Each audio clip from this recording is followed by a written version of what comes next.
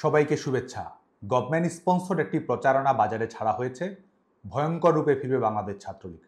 প্রথম কথা, ছাত্রলীগের ফেরার কিছু নেই। ছাত্রলীগ লড়াইয়ের মধ্যেই আছে। দ্বিতীয় কথা, ফেরার কথা যদি বলি, ভয়ঙ্কর রূপে নয়, ভরসা হয়ে ফিরবে বাংলাদেশ ছাত্রলীগ। পেছনের দিকে যদি তাকাই, কোটা সংস্কারের দাবিতে বাংলাদেশ ছাত্রলীগ নিজস্ব কৌশলে এগিয়েছে। সরকারের কাছে আহ্বান এবং রাজপথে সক্রিয় ভূমিকা পালন করার চেষ্টা করেছে। শুধুমাত্র মিছিল, মিটিং কিংবা সমাবেশ নয়, বাংলাদেশ ছাত্রলীগ বরং কয়েক ধাপ এগিয়ে কোটা সংস্কারের দাবিতে পলিসি অ্যাডভোকেসি করেছে। শিক্ষার্থীদের মতামত সংগ্রহ করার জন্য ডোর টু ডোর ক্যাম্পেইন পরিচালনা করেছে। 11 জুলাই হাইকোর্টের রায়ের মাধ্যমে শিক্ষার্থীদের প্রাথমিক বিজয় সুনিশ্চিত হয় এবং 2018 সালে সরকার ঘোষিত প্রজ্ঞাপন পুনরায় প্রতিষ্ঠিত হয়। বাস্তবতা হলো 11 জুলাই থেকেই বাংলাদেশে কোনো কোটা কার্যকর ছিল না। কুচক্রীরা যদি তাদের প্রতারণা এবং হত্যা সন্ত্রাসে সফল না হতো, তাহলে হয়তো একটি অনাকাঙ্ক্ষিত ঘটনা না ঘটেই বাংলাদেশে এই আন্দোলনের একটি ইতিবাচক পরিণতি সম্ভব হতে পারে। আমাদের সমস্যা সমাধানের স্পিডের তুলনায় তাদের ষড়যন্ত্রের গতিবেগ ছিল অনেক বেশি, যার কারণে ছাত্রলীগ সাধারণ শিক্ষার্থীদের দাবি, সংগঠন, সরকার, বিচার বিভাগ এবং শিক্ষা প্রতিষ্ঠানের স্থিতিশীলতার মধ্যে ভারসাম্য বজায় রেখে চূড়ান্ত সমাধান বের করে আনার যে কৌশল গ্রহণ করেছিল।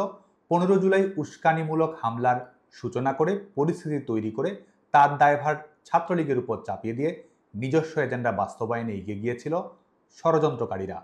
শিক্ষা প্রতিষ্ঠান বন্ধ করার সরকারি সিদ্ধান্তের সঙ্গে সামঞ্জস্যপূর্ণ নীতি এবং সহিংসতা এড়ানোর জন্য তাদের মুখোমুখি না হওয়ার কৌশলকে ব্যাপকভাবে প্রচারণা চালানো হলো শিক্ষার্থীদের আন্দোলনে ছাত্রলীগ ক্যাম্পাস ছাড়া।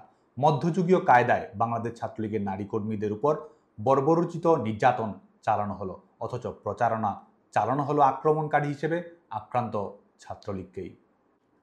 আজকে অনেকেই অনেক কিছু বলছে, অনেক কিছু করছে। শুধু এটুকু মনে করিয়ে দিতে চাই, যারা আজকে ছাত্রলীগ নিষিদ্ধ বলে বলে মুখে ফেনা তুলছে, তারাই এক সময় ছাত্রলীগের নেতাকর্মীদের সাথে সেলফি তোলার জন্য লাইনে দাঁড়িয়ে থাকতো। উড়ে এসে জুড়ে বসে যারা আজকে ক্ষমতার দাপট দেখাচ্ছে, ছাত্রলীগের কর্মী সমর্থকদের ক্লাস পরীক্ষায় অংশগ্রহণ করতে দিচ্ছে না, তারাই বিগত সময়ে নির্বিঘ্নে একাডেমিক জীবন সমাপ্ত করেছে, ক্যাম্পাসে অ্যাক্টিভিজম করেছে। নিজের স্বীকারোক্তিতেই যারা আগে 4000 টাকায় মাস চলতো, তারাই আজকে 4 কোটি টাকার গাড়ি হাঁকাচ্ছে। আমি দৃঢ়তার সাথে বলতে চাই, ছাত্রলীগই ইতিহাসের প্রাণ ভোমরা। ন্যায়ের শক্তিতেই আমরা শক্তিশালী। দখলদার ফ্যাসিস্ট অপশক্তি আমাদের তথাকথিত নিষিদ্ধ করতে পারে, কিন্তু স্কুল কলেজের ছোট ছোট ছেলেমেয়েরা সবাই একসাথে যে গায় জাতীয় সঙ্গীত, তা আমাদেরই রক্তের ফসল।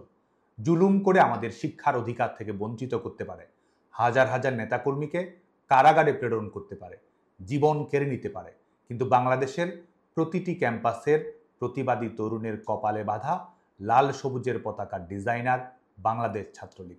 মুক্তিযুদ্ধের মধ্য দিয়ে অর্জিত হওয়া বাংলার তারুণ্যের নায়ক ছাত্রলীগ।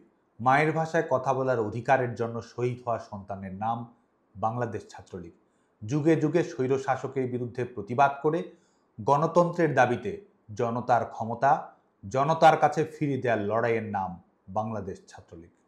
দখলদার স্বৈরশাসক আমাদের নিষিদ্ধ করেছে, আমরা বাংলাদেশে গণতন্ত্র ফিরিয়ে দেব।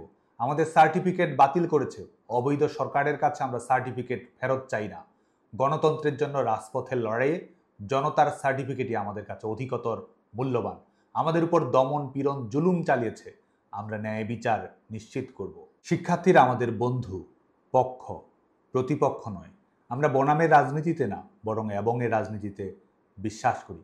ভবিষ্যতেও সকল সাধারণ শিক্ষার্থীর মানসম্মত একাডেমিক জীবন, দক্ষ মানব সম্পদে পরিণত হওয়া এবং সবার উন্নত ক্যারিয়ার নিশ্চিত করার জন্য বাংলাদেশ ছাত্রলীগ কাজ করে যাবে।